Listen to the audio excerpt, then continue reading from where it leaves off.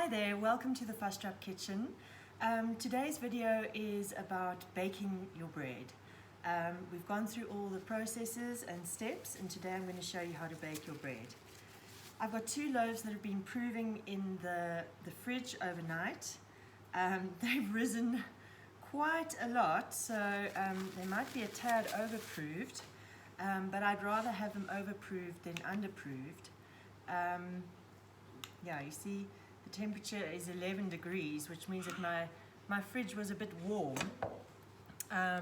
which means that they've just become a bit too bubbly. You can see this one is almost spilling over the edges.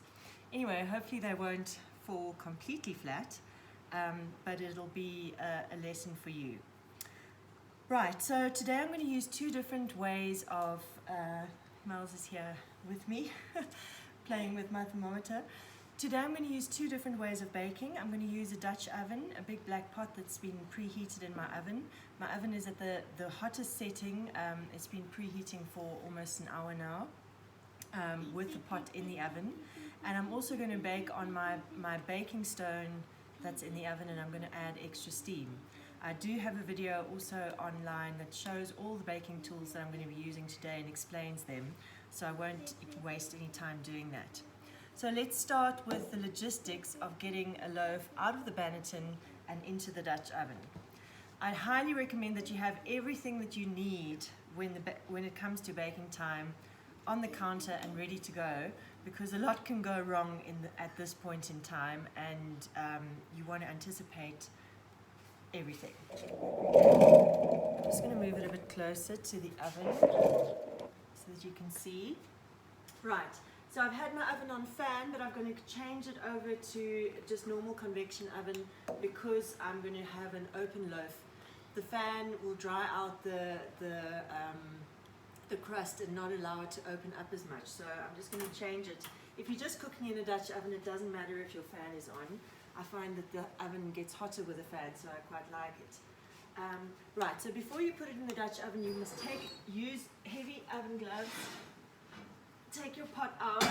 Be really careful. Always keep the gloves on your lid so that you don't touch it. And then I've got my transfer, a little board ready here with baking paper on it. I'm going to take some polenta. The top side of this loaf is going to go flip over onto the bottom. That's going to be the underside of your loaf.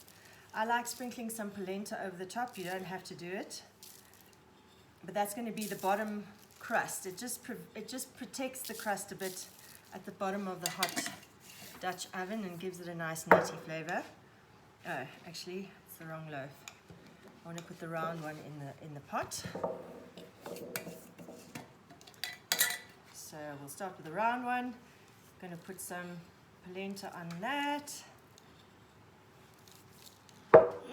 Okay.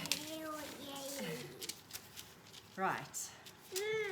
So now I'm just going to tip it out onto the paper.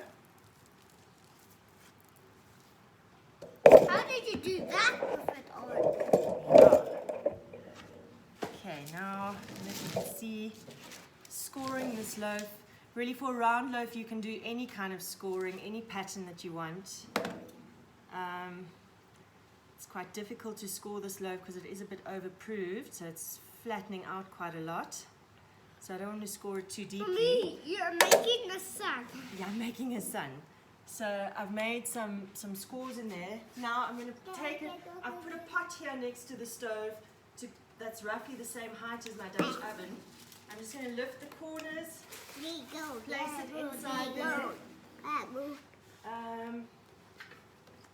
spritz some water, which I'm going to have my water spritzer. Sometimes I like to spritz some water over the top, but you see, I forgot to put that out. And pop it in the oven. Now I've lowered it to 246 degrees. And now I'm going to put, for my steam, I've already got a can with some water in the oven. but I've boiled, this is hot water, and I'm going to throw it into the tea bar that's at the bottom of my oven that always stays there. That's going to create some nice steam. If you don't have a tea bar, you can just use a normal baking tray with water in. Okay.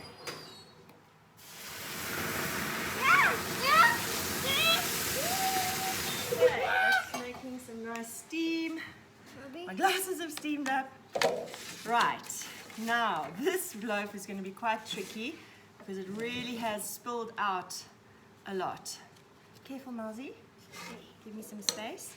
So I'm just going to tip it over. Mommy? Mommy? I'll just tidy around the edges a bit. Mommy? Yeah, love. Just to pull it in because it's lovey. Thanks. Okay, it's falling flat a bit, but that's all right. And then to score it, I'm just going to go at a 45-degree angle. Mommy, like that. A sun. Can't make a sun on this one. Also don't want to go too deep because it's falling flat. And I'm going to put it straight in. We'll see what happens to that loaf. It might be totally flat. But that's okay. It was fun and it'll taste delicious because it's well fermented. It should be light as a feather.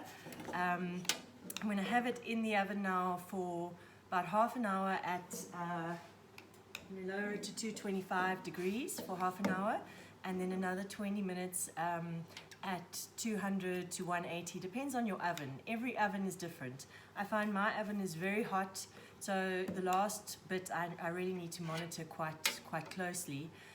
It also depends on your preference. If you like a more blonde loaf, then you will heat up your oven to its hottest temperature to start with and lower it down to 200 right at the beginning, and then your loaf won't be as dark. But I quite like the dark caramelization. It's the sugars caramelizing on the crust. But really for the last 20 minutes you need to watch it quite closely and just see that it doesn't burn. You can also turn it around in the oven just so that it bakes evenly. And yeah, it needs to have a hollow kind of sound like a drum underneath when it's fully baked. When you take it out the oven, you put it straight onto a cooling rack or the top of your, if you've got a gas hob, just put it on the gas hob so that it's got some air around it.